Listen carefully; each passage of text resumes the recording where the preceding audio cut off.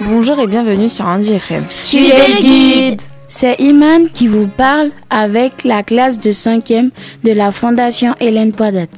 Aujourd'hui, on va vous montrer comment on vivait dans la ville de Provins au Moyen-Âge. Zainab, où se situe cette ville? Elle se trouve en Seine-et-Marne, à environ 80 km de Paris, en allant vers l'est. Zacharie, à quoi ressemblait cette ville au Moyen-Âge? C'était une belle ville, très riche grâce à ses foires. Nourène, qu'est-ce que c'est qu'une foire? Un peu comme le souk qu'on a déjà visité à Bagdad? Pas exactement. Les foires étaient de grands marchés qui duraient 6 semaines et avaient lieu 2 fois par an. Une foire chaude en mai-juin et une foire froide en septembre-octobre.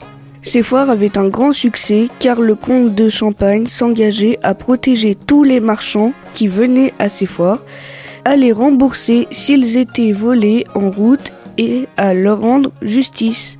C'est vrai que ces hommes d'affaires faisaient beaucoup de routes à cheval ou à dos de mulet pour transporter des marchandises précieuses comme des épices, du vin, de la soie, de la laine, du drap, de l'ambre ou encore de l'or. Il faut savoir que Provins était dans une situation géographique idéale, au croisement entre les routes commerciales du nord de l'Europe, Angleterre, Flandre et celle d'Europe du Sud, Provence, Italie. Avec l'argent gagné grâce aux foires, les Provinois ont agrandi leur ville. Pour se protéger, ils ont construit 5 km de remparts qui existent encore en partie avec 42 tours de guet. On entrait dans la ville par des portes fortifiées. Tout autour de la ville, les campagnes étaient cultivées. Aujourd'hui, comme la ville médiévale est classée au patrimoine mondial par l'UNESCO, il est interdit de construire près de ces remparts pour préserver la vue comme si on était encore au Moyen-Âge. D'ailleurs, aujourd'hui, on peut encore voir des habitations médiévales comme la grange aux Dîmes qui se visite et était la maison d'un marchand du XIIe siècle. Il reste aussi un énorme donjon qu'on appelle la Tour César.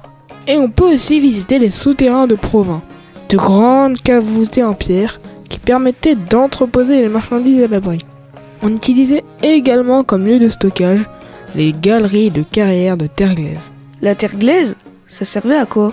Cette terre était utilisée pour nettoyer et dégraisser la laine de mouton avant de la filer, puis de la tisser, de la teindre et d'en faire du drap. Une des principales activités de Provins. C'est donc un bel exemple de ville médiévale encore conservée aujourd'hui. Merci au 5e pour cette visite guidée et à bientôt sur Andy FM ou à Provins.